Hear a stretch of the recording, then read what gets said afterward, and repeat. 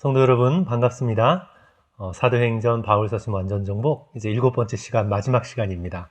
우리 시작한 지 얼마 안 된 것 같은데 벌써 7번이나 흘렀습니다. 오늘 마지막 시간 우리 다 같이 함께 기도함으로 우리 함께 시작하겠습니다. 사랑과 은혜가 풍성하신 하나님 아버지, 저희들이 7번에 걸친 또 사도행전과 또 바울서신 또 완전정복의 이 시간을 주셔서 감사합니다.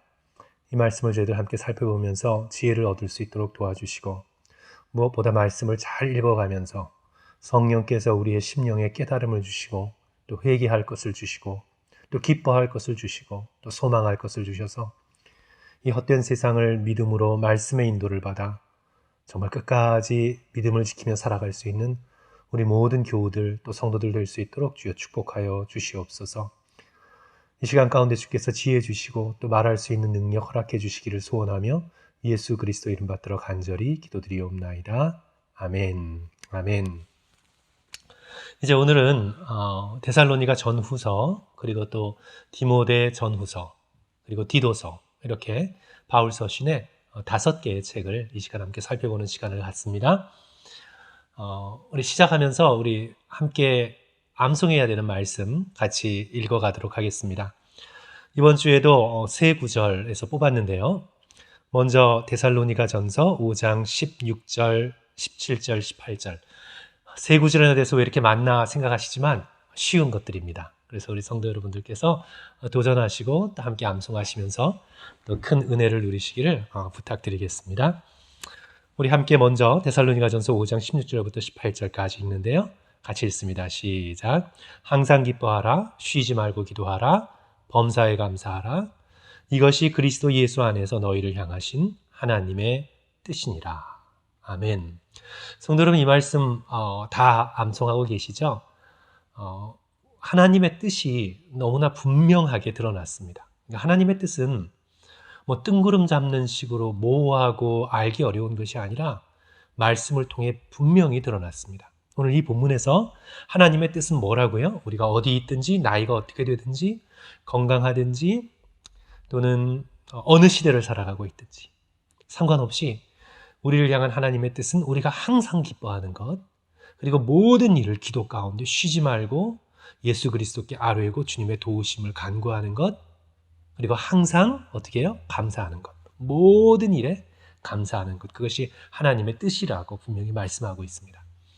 우리가 하나님의 뜻을 얘기할 때 이렇게 말씀을 통해 계시된 하나님의 뜻과 또 우리 상황 속에 주어지는 상황적인 하나님의 뜻을 우리가 이렇게 구분하게 되는데, 상황적인 하나님의 뜻이란 이런 거예요. 예를 들어 내가 대학을 가야 되는데 어느 대학을 갈까?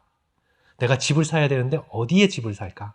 이렇게 우리의 상황 가운데서 하나님의 뜻을 구하는 거죠. 근데 성도 여러분, 우리가 꼭 기억해야 될 것은 우리의 상황적인 뜻보다 앞서는 것이 말씀으로 계시된 하나님의 뜻입니다. 분명하게 계시된 하나님의 말씀의 뜻을 알려고 하지 않고 그것을 무시하고 마치 점집에 가서 점치듯 나의 상황 속에서 이게 하나님 뜻일까? 저게 하나님 뜻일까? 해봐야 별 도움이 안 되죠. 중요한 건 이미 말씀을 통해 계시된 하나님의 뜻을 찾고 구하고 그것을 실천하기 위해서 예수 그리스도의 십자가의 은혜를 붙들어서 하나님의 마음을 알게 되는 믿음의 백성은요, 우리의 상황적인 어떤 결정 속에서 하나님으로부터 오는 지혜가 있고 또 환경 가운데서 우리에게 주시는 하나님의 분명하신 음성과 가르치심이 있어요. 그래서 우리 믿음의 백성에게 먼저 중요한 것이 계시된 하나님의 뜻을 말씀을 통해 찾아내고 지키고 이루고자 하는 영적인 노력이죠. 그래서 오늘 이 말씀 함께 묵상하시면서 우리의 상황적인 어떤 그런 일상의 삶 속에서 조금 하나님의 뜻이 어디에 있을까 기다리고 또 모호하고 참고 인내하는 가운데 있더라도 분명하게 주어진 하나님의 뜻으로 우리 성도 여러분들께서 항상 기뻐하고 쉬지 말고 기도하고 범사에 감사하시는 그런 은혜를 누리시기를 주님의 이름으로 간절히 축원합니다. 우리 두 번째 함께 살펴보아야 할, 외워야 할 말씀은요, 우리 디모데전서 4장 7절과 8절 말씀인데요. 우리 다 같이 한 목소리로 읽죠. 시작. 망령되고 허탄한 신화를 버리고 경건에 이르도록 내 자신을 연단하라. 육체의 연단은 약간의 유익이 있으나 경건은 범사에 유익하니 금생과 내생에 약속이 있느니라. 아멘. 여기서 망령되고 허탄한 신화는 옛날 그리스 시대 때 그리스 신화에 좀 복잡한 것들이 많았습니까? 오늘날로 치자면요, 성도 여러분, 이런 거예요. 인터넷 안에 다 있는 거예요. 드라마, 스포츠, 뉴스거리, 그 다음에 뭐 이런저런 뭐 그런 소문들, 확인되지 않은 정보들, 이런 것에 휩싸여서 뭐 유튜브에 뭐 이런 그런 것들에 휩싸여서 시간 또는 정력 또는 그런 낭비하지 말고, 그런 것에 마음 빼앗기고 그런 거짓되고 헛된 정보들에 총명함을 잃어버리지 말고 그 시간에 경건에 이르도록 내 자신을 연단하라. 육체의 연단은 약간의 유익이 있지만 경건은 범사에 유익하니 이번 생뿐만이 아니라 오는 생 천국 하나님의 나라, 거기에도 약속이 있느니라 말씀하고 있죠. 성도 여러분, 망령되고 허탄한 신화, 우리에게는 지금 굉장히 많은 부분이 핸드폰이에요. 핸드폰에 빼앗기는 그런 것들 시간을 아껴서 우리가 경건에 이르도록 우리 함께 연습했으면 좋겠습니다. 우리 다 같이 한 목소리로 함께 다시 읽습니다. 시작. 망령되고 허탄한 신화를 버리고 경건에 이르도록 내 자신을 연단하라. 육체의 연단은 약간의 유익이 있으나 경건은 범사에 유익하니 금생과 내생에 약속이 있느니라. 아멘. 세 번째 구절은 디모데후서 3장 16절, 17절, 우리 성도 여러분들께서 잘 아시는 구절입니다. 같이 읽습니다. 모든 성경은 하나님의 감동으로 된 것으로 교훈과 책망과 바르게 함과 의로 교육하기에 유익하니 이는 하나님의 사람으로 온전하게 하며 모든 선한 일을 행할 능력을 갖추게 하려 함이라. 성경이 하나님의 감동으로 되어졌기 때문에 우리 성도 여러분들께서는 다른 어떤 것보다 성경 말씀을 열심히 읽으시는 그런 저와 여러분이 되어야 되겠습니다.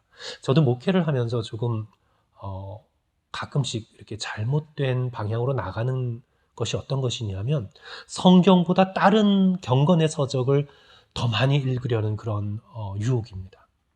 경건의 서적도 성도 여러분 열심히 읽으시고 다른 크리스찬의 간증집도 열심히 읽으시되 다른 어떤 것보다 성경을 열심히 읽으시고 암송하시고 그를 통해 은혜 받으십시오. 왜냐하면 모든 성경은 하나님의 감동으로 되었기 때문입니다. 그래서 성경에서 교훈과 책망과 바르게 함과 의로 교육하는 모든 지혜가 나오고 또 그 지혜를 받아들인 자마다 하나님의 사람으로 온전케 되고 무엇보다 선한 일을 행할 수 있는 그런 뛰어난 능력을 갖추게 되죠. 우리 다 같이 한 목소리로 다시 한번 읽을까요? 시작. 모든 성경은 하나님의 감동으로 된 것으로 교훈과 책망과 바르게 함과 의로 교육하기에 유익하니 이는 하나님의 사람으로 온전하게 하며 모든 선한 일을 행할 능력을 갖추게 하려 함이라. 아멘.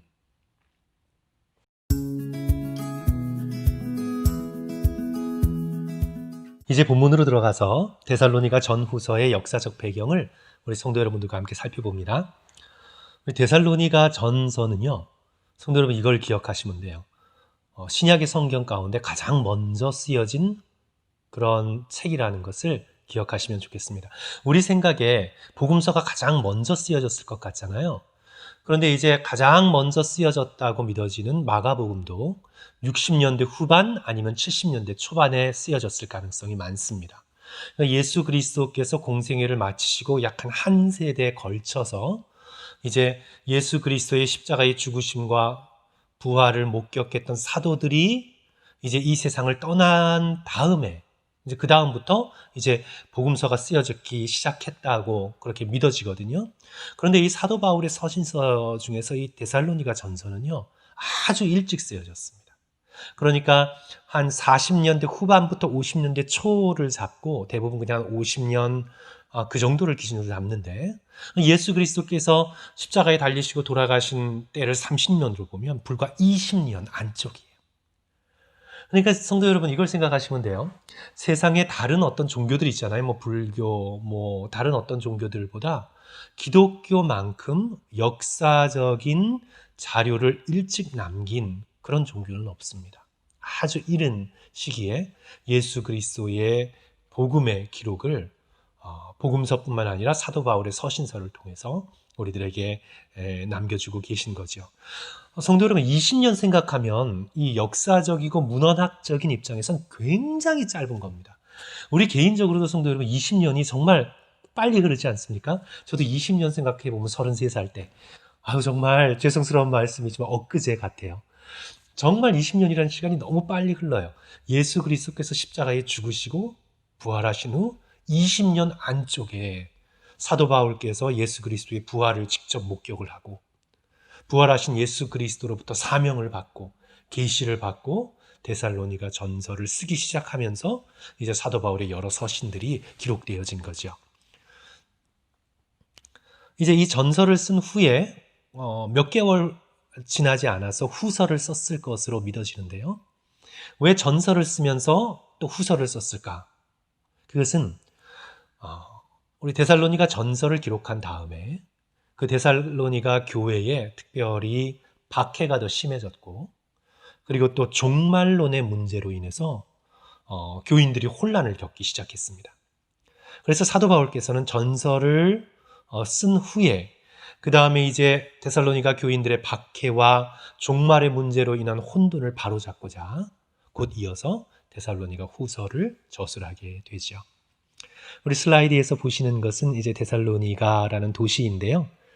빌립보 바로 서쪽에 그리고 이제 그쪽을 걸쳐서 반드시 이제 아테네로 갈 때 걸쳐야만 되는 굉장히 중요한 도시입니다. 데살로니가는 마케도니아의 카산더라는 장군이 자신의 아내가 누구냐면 알렉산더 대왕의 스텝시스터예요. 누이예요. 그래서 이 알렉산더의 누이 이 데살로니게를 기념하고자 그녀를 위해서 도시를 건설한 것이 바로 데살로니가입니다. 알렉산더 대왕의 말 타는 모습을 이렇게 조각으로 있는 것을 제가 실어드렸고요.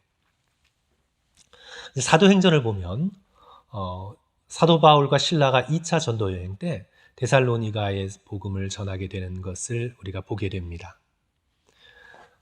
거기서 복음을 전하다가 유대인들로부터 박해를 받잖아요. 이제 사도 바울이 전하는 복음이 몇몇 사람들에게 받아들여지고 또 특별히 이제 귀부인들과 또 지도층 인사가 사도 바울의 말씀을 듣고 그 복음을 받아들이고 또 그래서 많은 사람들이 그 복음에 긍정적으로 반응하는 것을 볼 때 유대인들이 그것을 시기하고 질투하여서 유대인들을 중심으로 소동이 일어나게 되고 이제 박해가 일어나죠.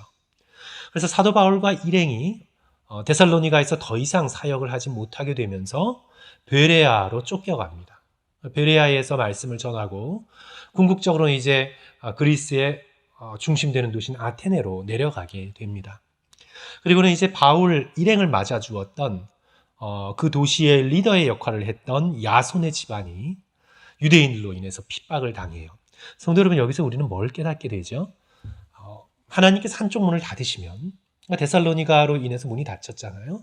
근데 베레와 아테네로 이어지는 또 복음의 문이 열리게 돼요. 그래서 하나님께서 박해를 통해서 문이 닫히는 것 같지만 믿음의 백성들을 보존해 주시고 복음을 퍼뜨리시고 닫히지만 또다시 열어주셔서 새로운 곳으로 나가 복음이 전파되게 되고 이것이 바로 사도 바울의 선교 여행의 패턴이잖아요. 이것을 통해서 우리가 깨닫게 되는 것은 우리 인생에서도 그래요. 여러 가지 어려움과 또 보이지 않는 앞날로 인해서 내 인생이 막힌 것 같지만 그러나 믿음의 백성에겐 하나님께서 항상 또 다른 문을 열어주십니다. 그래서 그 열린 문으로 우리가 나가게 되고 또 주님의 인도를 받고 더 큰 은혜를 체험하게 되지요. 로마서 8장 28절의 말씀이 뭐죠? 우리가 알거니와 하나님을 사랑하는 자, 곧 그의 뜻대로 부르심을 받은 자들에게는 모든 것이 합력하여 선을 이룹니다. 문이 닫힌 것 같지만 또 열리게 되고 주의 복음은 또 흘러 넘치고 또 그 복음에 순종하는 자들의 믿음의 발걸음은 더욱 아름답게 계속된다는 것을 깨달으시고요. 사도 바울의 삶 가운데 고난이 있었고 핍박이 있었고 또 데살로니가 교인들의 삶 가운데 보이지 않는 많은 핍박과 또한 속이는 자들의 박해가 있었지만 그러나 그 모든 것들을 극복하고 하나님께서 열어주시는 놀라운 복음의 아름다운 길로 전진하게 된다는 것을 기억하시고 데살로니가 전후서를 읽으시면서 성도 여러분들께서 특별히 우리가 당한 여러 가지 신앙의 어려움, 일상의 어려움을 굳센 믿음으로 극복하시기를 주님의 이름으로 간절히 축원합니다. 데살로니가 전서의 문학적 구조를 살펴봅니다. 우리 데살로니가 전서 1장부터 5장까지의 이 말씀에 인사와 감사, 또 마지막 인사와 축복 있고요. 2장 1절부터 16절까지 사도 바울이 데살로니가에서 어떤 일을 행했는가를 말씀하고 있어요. 그 다음에 이제 데살로니가를 다시 방문하고 싶은 간절한 마음을 표시하고 있고, 그 다음에 이제 4장 1절부터 12절까지 데살로니가 교인들에게 어떻게 사는 것이 하나님을 기쁘시게 하는 생활인가. 이제 데살로니가 교인들은 무엇보다 종말을 기다리고 예수 그리스도의 다시 오심을 기다리는 믿음의 백성이었는데, 예수 그리스도의 다시 오심을 기다리면서 어떻게 하나님을 기쁘게 하는 삶을 일상에서 살아갈 수 있을까를 사도 바울이 권면하고 있습니다. 데살로니가 전서의 중심되는 메시지는 4장 13절부터 5장 11절까지 종말에 대한 말씀이에요. 예수 그리스도께서 다시 강림하신다. 예수 그리스도께서 이 땅에 다시 오셔서 믿음의 백성들을 이끄신다라는 종말에 대한 강력한 믿음을 불러일으키는 것이 바로 데살로니가 전서의 가르침이죠. 5장 12절부터 22절 교회에 대한 권면의 말씀, 공동체 생활 속에서 어떻게 살아야 될 것인가에 대한 말씀을 주고 계십니다. 그래서 데살로니가 전서의 문학적 구조에서 가장 중요한 것은 종말에 대한 가르침이다라는 것을 성도 여러분들께서 기억하시면 되겠습니다. 데살로니가 후서 역시 1장부터 3장 아까 말씀드린 것처럼 박해의 문제와 종말론의 문제로 인해서 혼란스러웠을 때 사도 바울께서 다시 편지를 쓰신 거거든요. 역시 중심이 2장 1절부터 12절까지 재림에 대한 가르침입니다. 그리고 이제 13절부터 3장 5절까지 유혹하는 자, 속이는 자들의 미혹되지 말고 하나님의 계시된 말씀 예수 그리스도의 복음에 굳게 서서 진리의 가르침에 충실할 것을 권면하고 있고요. 3장 6절부터 15절까지 잘못된 가르침을 거듭거듭 경계하고 그렇게 미혹되는 사람들에게서 너 자신을 지키라고 사도 바울께서 권면하고 있습니다. 데살로니가 전서의 신학적인 주제는요. 재림을 준비하며 인내하고 순결하라 라는 그런 말씀입니다. 재림을 준비하며 인내하고 순결하라. 데살로니가전서 3장 13절의 말씀을 우리 다 같이 한 목소리로 읽겠습니다. 너희 마음을 굳건하게 하시고 같이 읽습니다. 시작. 너희 마음을 굳건하게 하시고 우리 주 예수께서 그의 모든 성도와 함께 강림하실 때에 하나님 우리 아버지 앞에서 거룩함에 흠이 없게 하시기를 원하노라. 너무나 뛰어나고 아름답고 복된 말씀이죠. 우리 주 예수 그리스도, 우리 주 예수께서 그의 모든 성도와 함께 강림하실 때, 성도 여러분, 우리의 삶에 있어서 가장 큰 현실은 reality, 가장 큰 현실은요, 예수 그리스도와 만나는 것입니다. 이것이 저와 여러분의 모든 인류의 부인할 수 없는 가장 큰 현실입니다. 우리 신앙생활 하다 보면 자꾸 신앙과 현실을 구분해요. 그래서 믿음은 뭐 믿는 대로 살지만 그래도 현실은 살아야 돼 할 때 현실이라 그러잖아요. 그리고 그 현실이 대부분 물질이고 돈이잖아요. 그런데 성도 여러분, 저와 여러분의 인생을 조금만 곰곰이 진지하게 생각해 보면요. 진짜 현실은요. 예수 그리스도를 만나는 거예요. 우리의 이 땅에서의 삶은 너무나 빨리 끝나잖아요. 한순간의 꿈과 같아요. 거기서 우리가 누리고 손으로 붙잡으려고 하는 물질, 제가 지난번에 비유로 말씀드렸지만 해변가의 모래사장에서 모래를 쥐려고 하는 것과 같아요. 얼마 쥐지 못해요. 다 빠져나가요. 쥐었다고 생각하는 손까지 다 벌려서 마지막 모래 한 알도 다 내려놔야 돼요. 진짜 현실은 예수 그리스도를 만나는 것입니다. 그래서 이 세상을 현실적으로 잘 사는 것은요, 현실이 예수 그리스도이기 때문에 예수님과 함께 지금 동행하는 삶이 가장 현실적인 삶이에요. 나머지는 비현실적인 삶이에요. 그래서 사랑하는 성도 여러분, 데살로니가 전서의 말씀을 읽으면서 예수 그리스도를 만나는 것, 예수 그리스도에 강림하실 때 그리스도를 보는 것, 그것이 우리에게 가장 현실이라는 것을 기억하시고요. 그 때를 준비하면서 어떻게 우리가 거룩하고 흠이 없게 살아가야 할지 우리가 그것을 깨닫고 준비하시는 저와 여러분 되었으면 좋겠습니다. 제가 그림을 그려놨는데 이 마치 철로역정에 나오는 그런 순례자 같잖아요. 이제 예수 그리스도를 받아들이고 구원을 받았습니다. 그것으로 끝나지 않아요, 성도 여러분. 구원은 예수 그리스도의 재림까지 이어지게 되는데 그것은 바로 성화를 포함하고 있어요. 거룩하고 흠이 없게 끝까지 자라가는 거예요. 그게 바로 오늘 본문의 말씀이죠. 너희 마음을 굳건하게 하시고 우리 주 예수께서 그의 모든 성도와 함께 강림하실 때 하나님 우리 아버지 앞에서 거룩하고 흠이 없게 하시기를 원하노라. 이 말씀대로 우리가 그렇게 예수 그리스도의 보혈을 힘입어 하나님 앞에서 나의 영혼과 인격이 주님을 닮아 거룩하고 흠이 없게 보존되는 그렇게 주의 강림하실 때를 준비하는 저와 여러분 되었으면 좋겠습니다. 데살로니가 교인의 상태는 어땠냐 하면 제가 주일 말씀에 함께 우리가 데살로니가 전후서를 우리가 이번 달 11월 달에 생명의 삶 본문 말씀으로 함께 나누지 않았습니까? 데살로니가 교인의 상태가 어떤 거였습니까? 믿음, 소망, 사랑이 다 있는 거죠. 이게 믿음의 역사가 있었고 사랑의 수고가 있었고 소망의 인내가 있었습니다. 우리의 삶 속에서도 또 그렇게 되었으면 좋겠습니다. 이제 사도 바울이 모본을 먼저 보였는데 2장에 드러나 있어요. 고난과 능력과 박해에도 그런 진리의 복음을 전했습니다. 왜냐하면 진리 되신 주님을 곧 만날 것이기 때문에 그런 진리를 조금 더 벗어날 수가 없었던 거죠. 데살로니가의 원형 경기장을 유적으로 복원해서 보여드렸는데 아마 저곳에서 바울과 실라가 예수 그리스도의 빛나는 복음을 말씀으로 전했을 것임에 틀림없습니다. 이제 하나님을 기쁘시게 하는 생활은 어떤 것인가 우리 함께 좀 살펴봅니다. 환난 중에 흔들리지 않는 거예요. 어려움이 닥쳤다고 신앙을 포기하지 않는 거고 거룩하고 음란을 버리는 거예요. 여기서 음란이라고 할 때 단지 성적인 음란만 말하는 것이 아니라 자신의 세속적인 욕심에 붙들려서 인생을 살아가는 사람들이에요.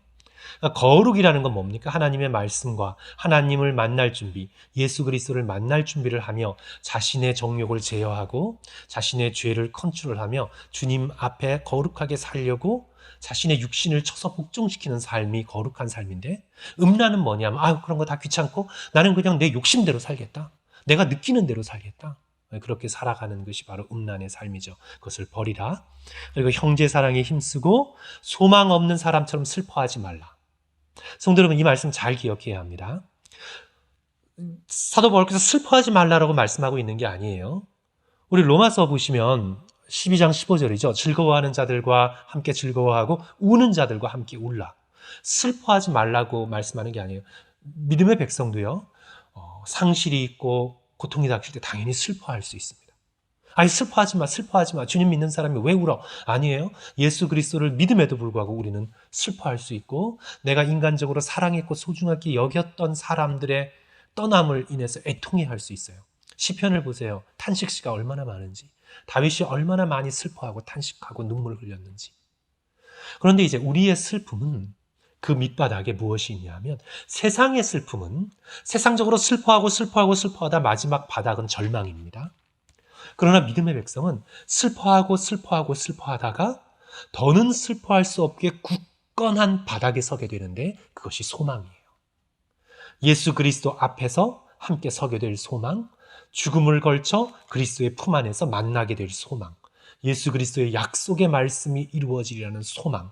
그래서 우리는 슬퍼하지만 절망의 바닥으로 떨어지지 않고 굳건한 약속의 반석 위에 서게 되는 거예요. 그래서 말씀하고 있죠. 소망 없는 사람처럼 슬퍼하지 말고 어떻게 해요? 소망을 붙들고 슬픔 가운데서도 소망을 버리지 않는 저와 여러분이 되어야 되겠습니다. 그리고 주의 강림을 기다려야 돼요. 주님을 만날 날이 곧 가깝습니다.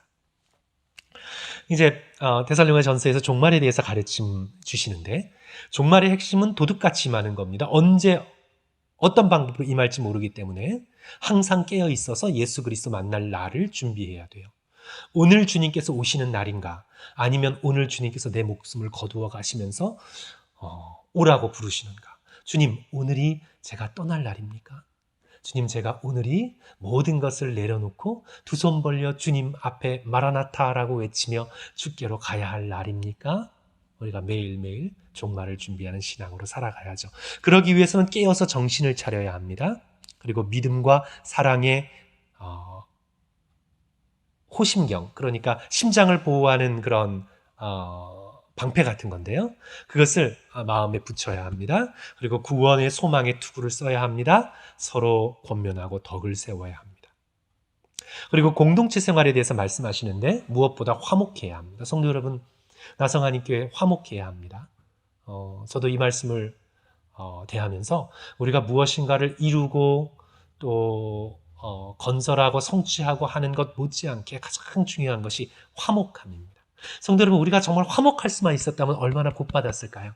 우리 나성하님 교회 우리가 40년 넘었잖아요. 그죠? 44년, 그죠? 45년 향해 나가고 있는데, 우리가 정말 화목했더라면, 진리 가운데서 화목했더라면 우리는 얼마나 복된 존재일까 생각하면서, 우리가 화목하지 못했던 아픔들을 또 회개하면서 지금 우리는 모든 성도들과 화목할 수 있는 그런 교인, 또 우리 목회자 되어야 되겠다, 저는 다시 한번 결심하고 주님 앞에 기도하고 있습니다. 우리 성도들께서, 우리 하나님께서 다시 교회를 열어주시는 날 다른 어떤 것보다 화목한 교회 되도록 기도하여 주시고 함께 힘썼으면 좋겠습니다. 마음이 약한 자를 권면하고 오래 참고요. 또 항상 선을 행하고 항상 기뻐하고 쉬지 말고 기도하고 범사에 감사하고, 우리가 외웠던 거죠. 성령을 소멸하지 말고, 말씀을 붙든다고 성령을 소멸하면 안 돼요. 오직 말씀한다고 성령의 역사 없이 말씀이 깨달아질 수 없어요. 그리고 교회는 성령의 충만한 역사가 있어요. 예언을 멸시하지 말고 모든 악을 버리고 성령의 역사하심, 성령의 충만하심, 성령의 은사를 사모하면서 진리의 말씀으로 신앙생활을 해나가는 저와 여러분이 되어야 되겠습니다. 우리 데살로니가 후서의 신학적 주제는, 데살로니가 후서가 말씀드린 것대로 종말에 대해 미혹하는 사람들 때문에 힘들어졌잖아요. 그러니까 주제는 미혹되지 말라예요. 우리 다 같이 데살로니가 후서 2장 1절부터 3장 전반부까지 기록된 대로 함께 읽습니다.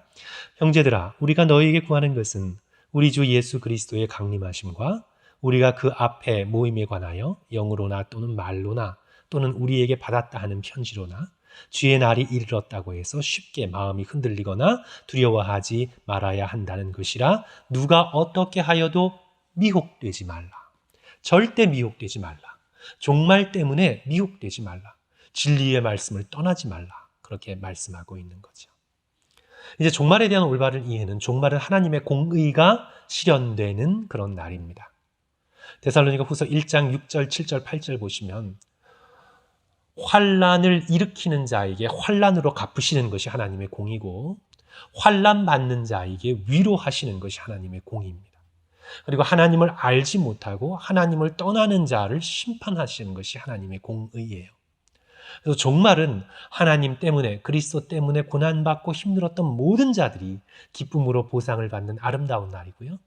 환난을 가져오고 사람들을 괴롭혔던 모든 사람들이 하나님의 공의에 따라 심판을 받는 것이 바로 예수 그리스도의 재림의 날이죠. 그렇기 때문에 미혹하는 자의 존재를 경계하고 거짓 능력과 표적, 거짓 믿음을 경계해야 합니다. 성도 여러분, 겉으로 드러나는 표적과 좀 놀라운 것 같은 은사로 인해서 진리의 말씀을 버려두고 쫓아가지 마세요. 특별히 무슨 미래를 내다보면서 투시의 은사, 예언기도 한다고 아무데나 머리를 밀면서 쫓아다니면 안 됩니다. 성경을 성령을 빙자하여 점치는 사람들이 있어요. 성도 여러분, 그런 것에 절대로 현혹되지 마십시오. 저는 어떤 경우가 있었냐면, 이렇게 글씨 필체로 그 사람의 미래를 알아맞힌다고 이렇게 목사님 무슨 성경 구절 써주세요. 그래가지고 그거 가져다가 앞으로 어떻게 될지 이런 거 알아맞힌다고. 성도 여러분, 그런 거에 절대 속지 마세요. 무슨 필체가, 글씨체가 미래를 알아맞힙니까? 성도 여러분, 그런 미혹해 하는 것, 속이는 것, 그런 거짓 능력과 표적, 성도 여러분 절대 속지 마시고 진리의 말씀 가운데 굳게 쓰셔서 하나님께서 진리 가운데 알려주시는 성령의 능력과 아름다움의 은사들을 사모하시면서 주님의 몸된 교회를 복되게 섬기시고 충성 봉사하시길 주님의 이름으로 간절히 축원합니다.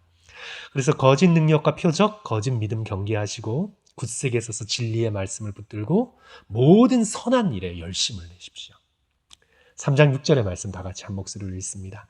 형제들아, 우리 주 예수 그리스도의 이름으로 너희에게 명하노니 게으르게 행하고 우리에게서 받은 전통대로 행하지 아니하는 모든 형제에게서 떠나라. 아멘. 아멘.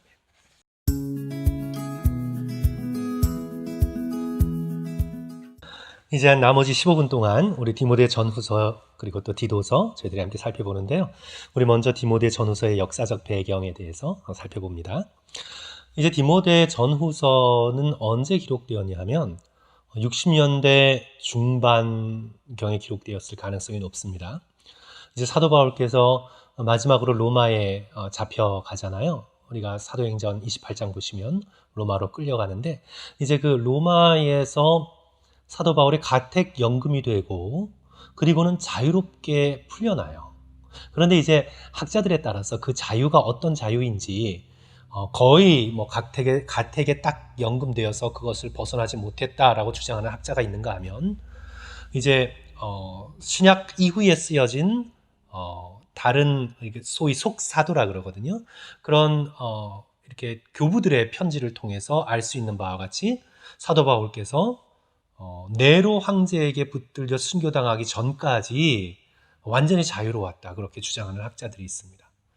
그렇게 주장하는 학자들은 이제 사도 바울께서 로마에서 스페인까지 가서 복음을 전하고 그리고 또 다른 교회들 또 복음이 전파됐던 1, 2차, 3차 전도여행을 통해서 되었던 교회들을 돌아봤을 것이라고 주장을 하기도 하지만 확실한 역사적인 근거가 서로 없어서 우리는 잘 알 수가 없습니다.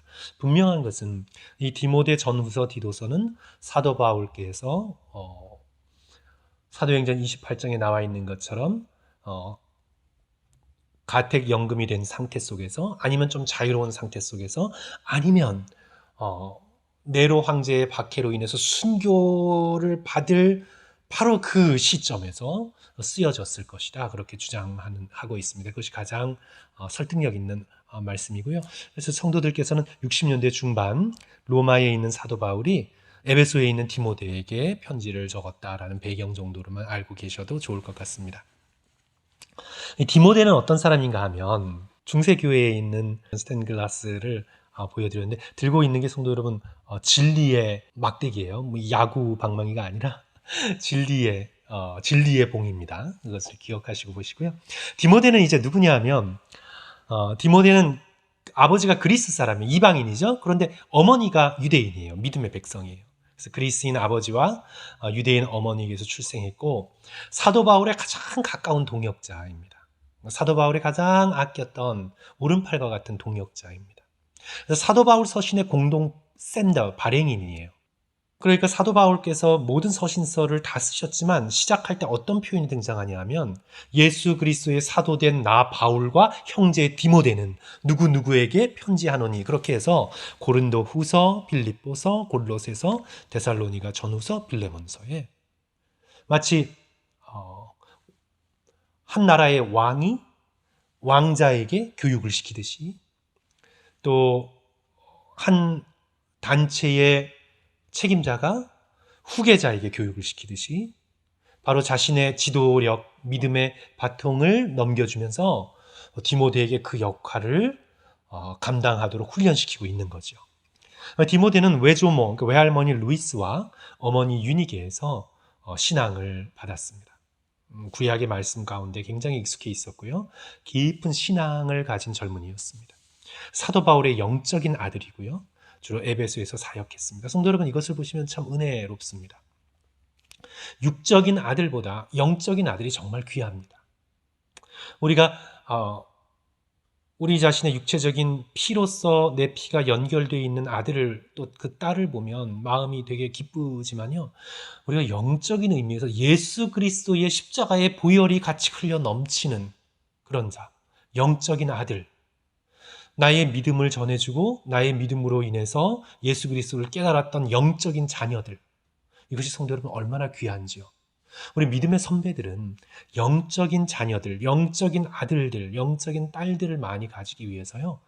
우리가 함께 노력하고 또 기도하고 교회를 섬기고 또 젊은 세대를 주님 앞으로 인도해야 하는 영적인 책임이 있는 거죠. 이제 디모데는 사도 바울과 함께 선교 여행을 같이 했지만 에베소에서 이제 특별히 사역을 하게 됩니다. 에베소는 소아시아에서 관문으로 아주 중요한 곳이잖아요. 그곳에서 그가 사도 바울의 가르침을 받아 교회를 돌보면서 에베소에서 목회자로서 사역을 하게 됩니다. 디모데 전서의 문학적 구조는 1장부터 6장까지 있는데 이제 인사하고 난 다음에 에베소에서의 디모데의 사역에 대해서 권면하고요. 또 교회의 예배와 리더십의 문제, 특별히 감독과 집사를 세우는 문제에 대해서 사도 바울께서 아주 꼼꼼하게 챙기고 있는 것을 보게 됩니다. 이제 중심이 이제 4장 1절부터 16절 경건한 삶과 복음 선포예요. 종말의 시대, 말세의 시대, 예수 그리스도의 오심을 기다리는 이 시대를 살아가면서 특별히 크리스찬 리더들, 또 그리스도인으로서 책임을 맡은 자들은 다른 어떤 것보다 경건한 삶을 살며 때를 어떤지 못 얻든지 핍박이 있더라도 복음을 타협하지 않고 굳세게 선포해야 된다는 이 경건한 삶과 복음의 선포, 이 두 가지가 같이 가야 되는 거죠. 입으로만 복음을 선포하는 게 아니라 경건한 삶, 이것을 디모데에게 부탁하고 있는 것입니다. 이것이 바로 디모데 전서의 핵심이에요. 그 다음에 5장 1절부터 6장 2절까지 성도들을 대하는 목회자의 자세, 겸손과 존경과 순결함으로써 맡겨주신 양떼들을 돌볼 것을 권면하고 있죠. 6장 3절부터 19절까지 용감한 믿음의 군사가 되고 믿음의 선한 싸움을 끝까지 싸울 것을 권면합니다. 그리고 이제 부탁과 인사가 마지막에 있죠. 디모데 후서의 문학적 구조 역시 같습니다. 이제 중심이요, 그리스도의 군사로 인정받는 일꾼으로 살아갈 것, 그리고 디모데의 사명과 이제 사도 바울이 이제 순교를 앞두고 자신의 순교를 예감한 거예요. 그 떠날 것을 생각하면서 사도 바울께서 디모데에게, 영적인 아들에게 간절한 권면을 하고 있죠. 성도 여러분, 이 디모데 전후서는 굉장히 퍼스널하고 개인적인 편지입니다. 디도서도 마찬가지고요. 읽으시면서 마치 사도 바울께서 성령의 감동으로 하나님의 말씀을 나에게, 우리 읽으시는 성도들 각자에게 전해주고 계시다는 믿음으로 은혜 받으시기를 부탁드리겠습니다. 디모데전서의 신학적인 주제는 경건의 비밀이에요. 우리 함께 읽습니다. 디모데전서 3장 15절과 16절. 만일 내가 지체하면 너로 하여금 하나님의 집에서 어떻게 행하여야 할지를 알게 하려 함이니 이 집은 살아계신 하나님의 교회요 진리의 기둥과 터니라. 크도다 경건의 비밀이요 그렇지 않다 하는 이 없도다. 그는 육신으로 나타나신 바 되시고 영으로 의롭다 하심을 받으시고 천사들에게 보이시고 만국에게 전파되시고 세상에서 믿는 바 되시고 영광 가운데 올려지셨느니라. 크도다 경건의 비밀이요. 특별히 디모데가 사역하고 있는 에베소는요, 굉장히 문란한 도시였습니다. 굉장히 세속적인 도시였어요. 다음 슬라이드에서 보여드리는 것은요, 디모데가 사역한 에베소에 있는 세계 7대 불가사의 중에 하나인, 지금은 없죠. 근데 고대에는 있었습니다. 아르테미스 신전이에요. 아르테미스 신전. 로마 신 여신으로는 다이아나인데요. 어떤 신이냐면 식물, 동물의 신이에요. 그리고 사냥할 때 하는 신이고, 아기를 낳을 때 하는 신이고, 그래서 이 이스라엘과 가나안 땅, 그리고 이 동방에서 바로 구약에서 아세라 신과 동일한 신입니다. 그러니까 바알과 아세라 할 때 아르테미스 신 여신을 따르는 사람들은요, 그 여신의 제의 또 그런 것들로 인해서 굉장히 세속적이고 기복적이고 문란했고, 또 특별히 성적으로뿐만 아니라 어떤 욕망과 욕심에 있어서 굉장히 즐기고 어떤 그런 세속적인 그런 종교였습니다. 그런 세속 문화가 만연한 에베소에서 디모데가 목회를 하며 사역을 할 때 가장 중요한 것이 다른 어떤 것보다 복음의 능력과 함께 경건의 비밀이었습니다. 그래서 제가 그 디모데전서 3장 15절 16절의 말씀을 도표로 표시했는데요. 자, 말세의 세상은 미혹하는 영, 화인 맞은 양심, 망령되고 허탄한 신화, 그 위에 이런 말세의 세상, 이런 에베소 같은 그런 도시에 교회가 세워집니다. 교회는 어떤 교회입니까? 하나님의 집이고, 하나님의 집이라는 성령이 함께 하시고 하나님께서 임재하시고 그리스도께서 역사하시는 곳이죠. 그리고 진리와 기둥의 터입니다. 진리의 기둥과 터입니다. 하나님의 진리의 말씀이 자리 잡고 있는 곳이에요. 디모데는 바로 그런 교회, 하나님의 집, 진리의 기둥과 터를 섬기도록 사명을 받았습니다. 엄중한 사명이죠. 이런 교회를 어떻게 섬겨나가는가? 세상적인 지혜? 세상적인 성공? 세상적인 물질의 힘? 아니에요. 교회를 섬겨나가는 교회의 리더의 가장 중요한 자질은 바로 piety, 경건이라는 거예요. 경건입니다. 세속적인 능력이 아니에요. 그래서 리더를 세울 때 세속적인 능력이 있다고 아무나 막 대어서 세우지 말라는 거예요. 그것은 세상이 움직이는 원리죠. 능력이 있고 지위가 있으면 그냥 아무나 갖다가 세우는 거예요. 그거는 세상을 움직이는 능력이죠. 교회는 경건의 비밀이고 경건의 능력이기 때문에, 그래서 이 디모데 전후서 그리고 또 특별히 디도서 보시면 이 리더를 세우는 부분에 있어서 굉장히 많은 공을 들이지 않습니까? 성도 여러분, 우리가 교회의 지체로서요, 우리의 능력은 경건에서 나오는 것, 경건의 능력에서 나오는 것임을 기억하고, 우리가 이 말세의 세상 가운데 교회요, 하나님의 집이요, 진리의 기둥과 터인 교회를 섬기면서 우리가 경건한 믿음의 백성이 될 수 있도록 함께 헌신하는 저와 여러분 되어야 되겠습니다. 그래서 구체적으로 이제 디모데 전서에 있는 내용들을 요약해 놨는데요.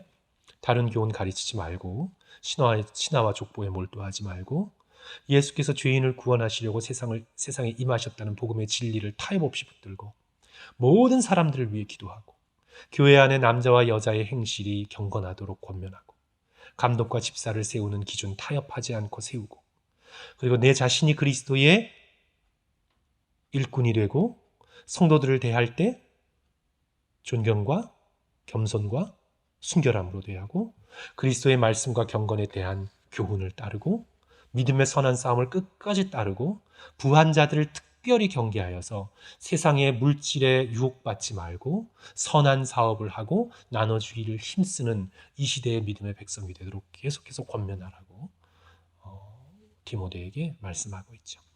성도 여러분, 그 그림이 너무나 보기 좋습니다. 사도 바울이 디모데와 함께 한 곳 십자가, 복음, 하나님의 능력을 바라보면서 주께서 부르시는 때까지 믿음으로 걸어가고 있는 이 모습이 얼마나 아름다운지요. 디모데후서의 신학적 주제, 디모데후서는 복음과 함께 고난을 받으라예요. 같이 읽습니다. 하나님이 우리에게 주신 것은 두려워하는 마음이 아니요 오직 능력과 사랑과 절제하는 마음이니, 그러므로 너는 내가 우리 주를 증언함과 또는 주를 위하여 갇힌 자 된 나를 부끄러워하지 말고 오직 하나님의 능력을 따라 복음과 함께 고난을 받으라. 디모데후서 1장 7절과 8절 말씀이죠. 고난이 필수 과목임을 알려주시는 말씀입니다. 도표를 좀 그려놨습니다. 예수님께서 고난 받으셨어요. 그리고 우리가 사도 바울의 서신과 사도행전을 통해 알듯이 사도 바울도 엄청난 고난을 받았습니다. 물론 예수 그리스도의 대속적 고난에 될 게 아닙니다. 우리가 예수 그리스도의 고난을 본받는다고 해서 우리는 예수님의 대속적 고난을 본받을 수가 없어요. 우리는 죄인이기 때문에 오직 의인만이, 하나님만이 하실 수 있는 대속적 고난을 받을 수가 없어요. 우리는 그것을 본받을 수가 없어요. 그래서 예수 그리스도의 고난은 유일한 고난입니다. 대속적인 고난, 십자가를 지신 고난, 이 고난은 유일한 고난이에요. 하지만 우리는 예수 그리스도처럼 자기 십자가, 예수님의 십자가는 예수님이 지셨어요. 우리는 우리 자신의 십자가, 제자로서의 십자가, 복음을 전하고 이 헛된 세상, 이 불신앙의 세상 가운데 살아가면서 당연히 당해야 되는 고난, 내 자신의 십자가, 내 몫의 십자가를 사도 바울처럼 디모데처럼 져야 하는 거죠. 성도 여러분, 직장 생활에서 요즘처럼 신앙생활을 지키기에 얼마나 고난이 많습니까? 세상의 불이한 이득을 취하지 않아야 되는 재정적인 고난도 당해야 되고요. 또 세상 사람들의 비웃음과 조롱도 당해야 되고요. 또 시간과 물질에 있어서 손해도 감수해야 되고요. 내가 예수 그리스도를 믿기 때문에 참아야 하고 인내해야 되고 모욕을 감수해야 되고요. 우리는 이 미국 땅에 살아도 우리는 고난을 받아야 합니다. 하나님의 능력으로 그리스도와 함께 고난을 우리는 받아야 합니다. 그래서 사도 바울이 당한 고난은 어떤 고난입니까? 보여주고 계시거든요. 죄인으로 그가 매이는 고난을 당했고 안디옥과 이고니온과 루스드라에서 많은 박해를 당했고 그리고 앞으로 이제 순교를 당하게 될 것입니다. 그러기에 디모데도 너도 예수 그리스도를 본받아 나 사도 바울을 본받아 고난을 받으라. 1장 8절 복음 때문에 당하는 고난, 그리스도의 좋은 군사로 당하는 고난, 경건하게 살고자 할 때 당하는 고난, 악한 자들이 있죠. 내가 신앙생활을 하려고 하고 주를 위해서 섬기려고 하고 뜻을 세울 때 악한 자들에게서 당하는 고난이 있습니다. 또 특별히 교회 안에서 목회를 하면서 당해야 되는 고난도 있습니다. 예수 그리스도를 섬기면서 교회 밖의 핍박보다 교회 안에서의 어려움도 있을 수 있죠. 기꺼이 예수 그리스도의 선한 군사로 그리스도의 능력으로 하나님의 능력으로 고난을 당해야 합니다.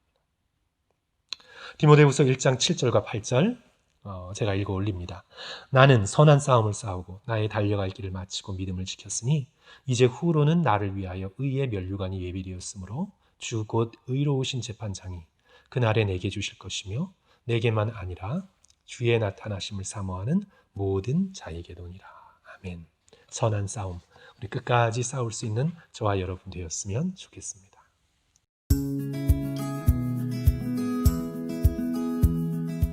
우리 마지막으로 디도서를 살펴봅니다. 디도서의 역사적 배경은 디모데 전후서의 역사적 배경과 같습니다. 다만 이제 디모데는 에베소에서 사역했고요. 이제 디도는 크레테에서 사역했습니다. 지금의 키프로스죠. 지금의 키프로스입니다. 제가 지도를 실어드렸고요. 이 크레테 섬은 이 미노아 문명이 발전했던 청동기 시대 때 아주 유서 깊은 그런 곳이었어요. 또 그러면서 굉장히 미신이 많았습니다. 섬나라잖아요. 뭐 일반화하는 거에 조금 오류가 있을 수 있지만 이 섬나라에 일본 같은 섬나라에 우상이 많잖아요. 미신이 많잖아요. 바다를 끼고 있으면 특별히 더 그래요. 그래서 이 크레테 섬, 이 미노아 문명은 굉장히 미신적이었습니다. 이곳에서 디도가 사역을 해야 됐어요. 디도는 누구냐? 이방인으로 사도 바울의 동역자입니다. 이 디모데는 그래도 어머니를 통해서 유대인의 혈통이 있는데 디도는 완전히 이방인이에요. 그러니까 할례를 받지 않았어요. 그래서 디도의 할례 문제로 이제 사도행전을 보면 또 갈라디아서를 보시면 옥신각신한 일들이 있잖아요. 그래서 사도 바울과 함께 예루살렘을 동행하면서 이방인 디도가 과연 성전에 들어갈 수 있느냐, 할례를 받지 않고 과연 그렇게 할 수 있느냐를 놓고 이제 율법적인 크리스찬들, 유대주의자들과 함께 이 사도 바울이 많은 고난을 당했어요. 그래서 그런 것들을 우리가 추적해 볼 수 있겠고요. 갈라디아서 2장 1절부터 10절, 사도행전 15장 보시면 그 배경을 우리가 보게 되죠. 디도는 굉장한 온유한 성격의 소유자였던 것 같아요. 왜냐하면 사도 바울과 고린도 교인과의 갈등이 있었잖아요. 우리가 고린도 후서를 보시면 또 고린도 전서를 보시면 그것을 중재했어요. 사도 바울이 자신이 직접 가기가 꺼려졌었어요. 왜냐하면 갈등이 너무 심해서.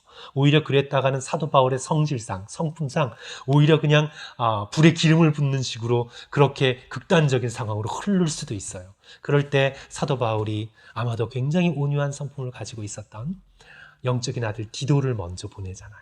그래서 중재를 하게 되고 그래서 서로 간에 이해가 되고 또 귀하게 평화를 가져다주는 역할을 하게 되죠. 성도 여러분, 우리 교회에 또 이 세상에 이 디도와 같은 이런 인물들이 참 많아야 될 것 같습니다.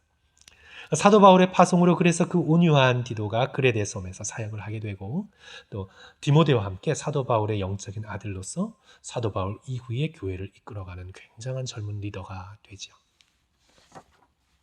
디도서의 문학적인 구조 1장부터 3장까지 있는데 인사와 축복한 다음에 계속해서 강조하고 있는 것처럼 장로를 세우고 리더를 세우는 일이 굉장히 중요하다는 것을 말씀하고 있습니다.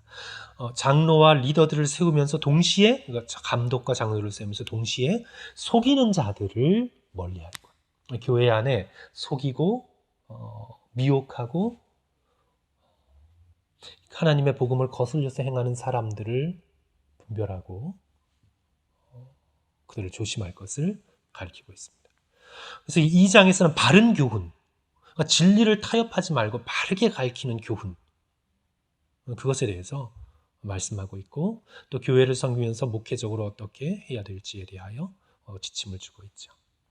2장 11절부터 3장 11절 보시면 이제 이것이 디도서에 있어서 굉장히 읽으시면 은혜가 되는 구절인데요.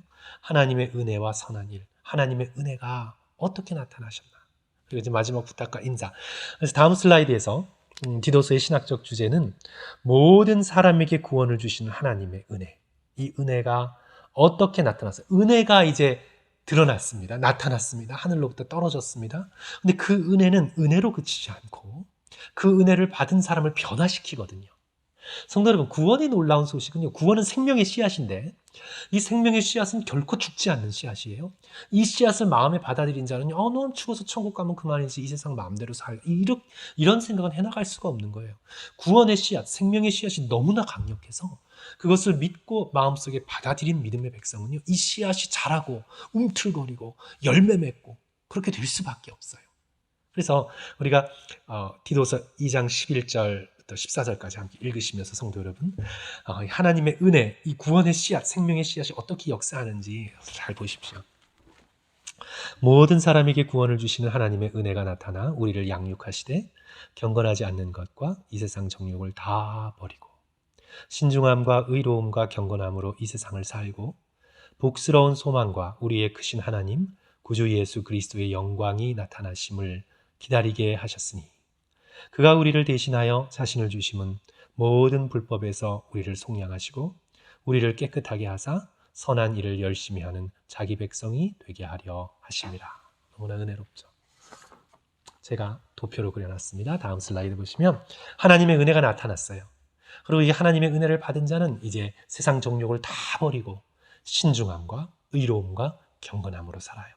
그리고 기다리는 게 있어요. 그것은 뭐예요? 복권 맞기를 기다린다든지, 내 재산이 늘어나고 주식이 오르고 부동산이 오르기를 기다린다든지, 그런 것은 세상 정욕에 속해서 그건 다 버리고, 이제 이들이 기다리고 있는 것이 무엇이냐 하면 그리스도의 영광의 나타나심을 기다리는 거예요. 종말을 기다리는 거예요. 그리스도의 재림과 강림을 기다리는 거예요. 그리스도의 영광의 나타나심을 기다리면서 그들의 인격이 변화가 되고 그들의 삶이 변화가 되는데 어떻게 변화됩니까? 선한 일을 열심히 하는 하나님의 친백성이 되는 거예요. 선함으로 똘똘 뭉친 사람이 되는 거예요. 머리끝부터 발끝까지 완전한 goodness, 선함, 착함으로 가득 차 있는. 그래서 툭 치면 착한 게 나오는 거예요. 선한 게 나오는 거예요. 하나님의 은혜가 우리에게 임하여 세상 정욕을 버리고 신중함과 의로움과 경건함으로 살면서 예수 그리스도의 재림을 기다리며 선한 일에 열심을 내는 하나님의 친백성이 되어서 천국에서 자연스럽게 선한 일을 하게 되는 거예요. 성도 여러분, 우리 모두 다 이렇게 변화될 수 있기를 주님의 이름으로 간절히 축원합니다. 이를 위한 기도의 사명은 책망할 것이 없는 감독을 세우고 속이는 자들을 꾸짖을 것, 디모데에게 주신 것과 동일하죠. 바른 교훈을 가르칠 것, 절대로 진리의 말씀을 물타거나 또는 사람들을 기쁘게 하기 위해서 왜곡하지 말고 바른 교훈, orthodox, 그죠? 진리의 말씀을 가감없이 가르칠 것. 늙은 남자, 늙은 여자, 젊은 남자, 종과 상전에게 가르칠 것. 그리고 그들을 존경과 겸손함과 깨끗함으로 대할 것, 선한 일 행하기를 준비하게 할 것. 성도 여러분, 이 부분을 기억하셔야 돼요. 복음은 선한 일과 상관이 없는 거가 아니에요. 선한 일 때문에 구원받는 건 아니에요. 그러면 행위 복음이죠. 그죠? 선한 일 때문에 아니에요. 우리는 선한 일을 행할 수조차 없어요. 우리는 믿음으로, 하나님의 은혜와 믿음으로 구원받는 거예요. 그러나 하나님의 은혜와 믿음이 우리의 심령에 뿌려지면 우리는 어떤 사람이 되는 거예요? 선한 일에 열심을 내는 백성이 되는 거예요. 그래서 선한 일을 행하도록 가르쳐야 되고 우리는 노력하고 헌신해야 합니다. 비방하지 말고 다투지 말며 관용하고 온유할 것, 진리에 대하여 굳세게 말할 것을 다시 한번 강조하고 있죠. 성도 여러분, 오늘 이제 우리 7번에 걸친 사도행전과 바울서신 마지막 시간이었습니다.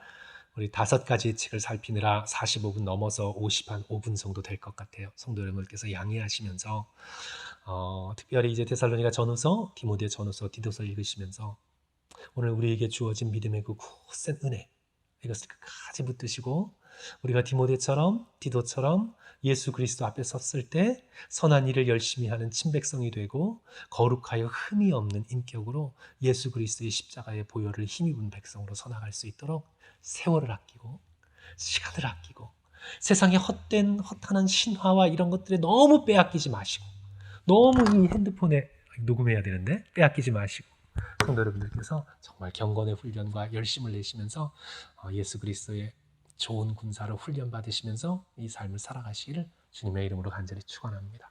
성도 여러분, 오늘뿐만 아니라 우리 7번에 걸친 시간들 함께 해주셔서 너무 감사하고요. 또 너무 부족한 강의였는데 우리 성도 여러분들께서 말씀 자체가 너무나 귀하잖아요. 저의 가르침이, 저의 나눔이 좀 부족하고 또 잘못된 것이 있다면 성도 여러분들께서 양해해 주시고 또 성경 말씀 읽으시면서 은혜 받으시고 또 부족하지만 또 다시 참고할 것이 있다면 우리 웹사이트에 올려진 우리 7번에 걸친 완전정복 강의 시리즈 잘 또 다시 한번 들으시면서요. 실수는 성도 여러분들께서 고쳐주시고 또 유익 얻어주시고 또 함께 해주시기를 주님의 이름으로 간절히 축원합니다. 성도 여러분 함께 들어주셔서 너무나 감사하고 또 이렇게 함께 말씀 나누게 돼서 너무나 축복이었습니다. 감사합니다.